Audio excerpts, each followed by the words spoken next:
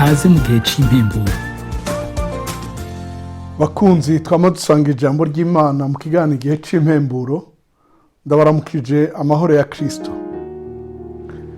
Ijambo dusanga mu gitabo cyo Kuvayo igice cya 13 umurongo wa 17 gushika kwa 22.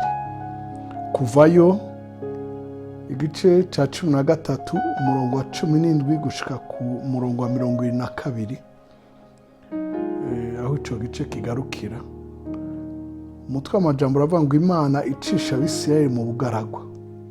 Nuko rero Farawo amaze kurekura abo bantu, Imana ntiyabacisha mu nzira ica mu gihugu c'Abafilisitiya, naho ariyo yari irashe. Kuko Imana yivuganije itaba abantu boye kuzava bicuza babonye intambara bagasubira muri Egiputa, ariko ibajana izinguzingu ibacishije mu nzira ica mu bugaragwa, ahabangikanye n'ikiyaga gitukura. Nuko Abisirayeli baduze bitwaje ibirwanishwa bavuye mu gihugu ca Egiputa. Kandi Mose ajanisha amagufa ya Yosefu, nkuko Yosefu yari yararahije bene Isirayeli bikomeye ati Imana ntizobura kubagendera, namwe muze mukura amagufa yanje ino muyadugane. Bava i Sukoti bashika basagaza i Etamu, aho ubugaragwa butangurira. Uhoraho ku murango yabaje imbere ari mu nkingi y'igicu ngo abarongore mu nzira. Mwijoro yabaje imbere ari mu nkingi y'umuriro ngo ababoneshereze kugira ngo babone uko bagenda ku murango no mwijoro.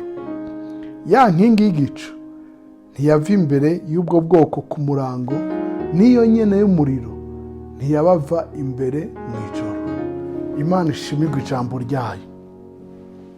Dusomye amajambo meza y'ingene Abisirayeli bavuye mu buja barekuwe na Farawo hamaze kuba ibyago bikomeye muri Egiputa.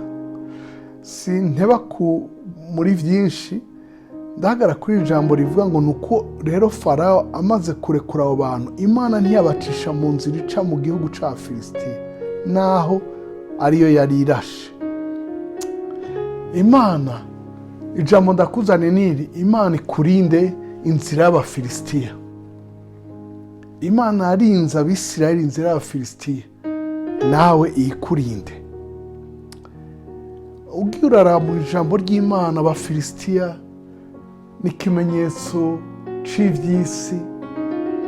Abafilisitiya, Dawidi yagerageje kuzana isanduku y'isezerano ayikuye aho bari bayishikanye ihamaze igihe, aca bikora nk'uko Abafilisitiya babigize, itwagwa n'umukogote ukwegwa n'inka. Ivyo biratsa Uhoraho, bituma hapfa uwitwa Uziya.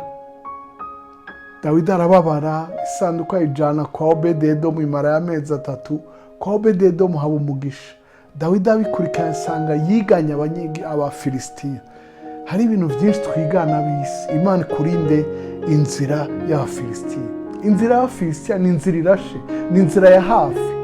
Hari ingene dushaka ibintu binyaruka vy'isi bitunezereza mu kanya gato. Imana idufashe. Ni inzira y'ivyononekaye.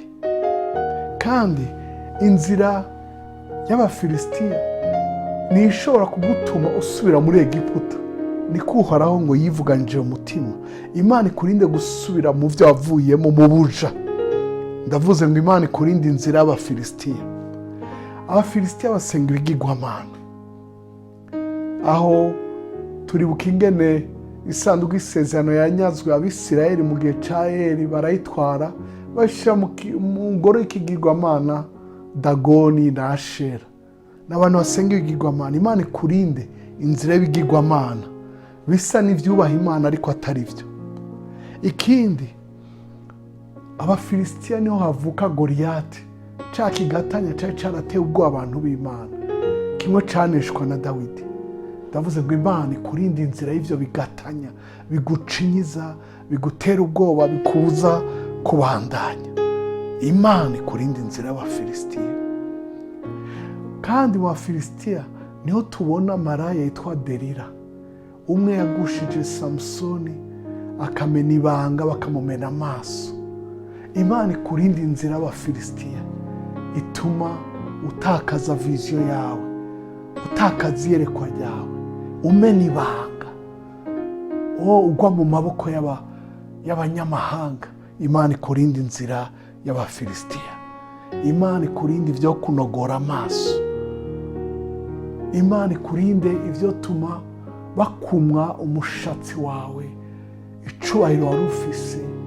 Imana ikurinde ico kuba uwatoranijwe, kuko Samusoni yari yaravukiye kuba umunaziri watoranijwe inyegu y'Uhoraho gukora igikorwa c'Uhoraho.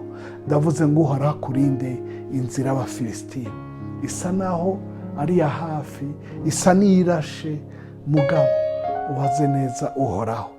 Naho woca mu bigoye bisa n'ubugarago, hari inkingi yo kukurongora ku murango imeze nk'igicu, hari inkingi yo kukurongora mu ijoro imeze nk'umuriro. Uhoraho abane nawe, akurinde inzira y'Abafilisitiya, akurinde inzira z'isi zisa n'izirashe zigukwegera mu busuma, mu bintazi, mu biteye isoni n'ibindi. Iyi nzira y'Abafilisitiya isa n'irashe yuko utuma wogwa mu cyaha kugira ngo uronke akazi n'ingoga, ugwa mu cyaha kugira ngo udandaze wunguke n'ingoga, urinze gutrisha, kubesha n'ibindi. Uhoraho akurinde inzira y'Abafilisitiya. Uhoraho akurinde inzira y'Abafilisitiya nk'uko yayirinze abantu bayo igihe yabarokora ibakuye mu buja bwa Farawo. Urakoze kudutega yombi, urakoze kumviriza ijambo no kurisangiza abandi. Reka dusengere hamwe, usubiremo amajambo. Uhoraho, wewe wazigamye Abisirayeli, wewe wivuganye umutima wawe ukabarinda inzira y'Abafilisitiya, ko bohava bahura n'ingwano zobasubiza mu buja. Undinde iyo nzira y'Abafilisitiya. Ego ubugaragwa buragoye, mugabo ndazi kuzondongora ukanshikana mu gihugu c'isezerano, ukanshikana mu ntsinzi, ukanshikana mu byo wangeneye, ukanshikana mu isezerano wasezeraniye abantu bawe. Urakoze kumvise gusenga kwanje, urakoze kungirira neza. Kaze mpemu yera, undongore mu nzira zo kugoroka, mpeshe icubahiro Uhoraho, kandi ngendere mu mugisha Imana yanteguriye. Tubisenze mu izina rya Yesu, umwami n'umukiza wacu. Amen kandi amen. Urakoze, uragahezagirwa.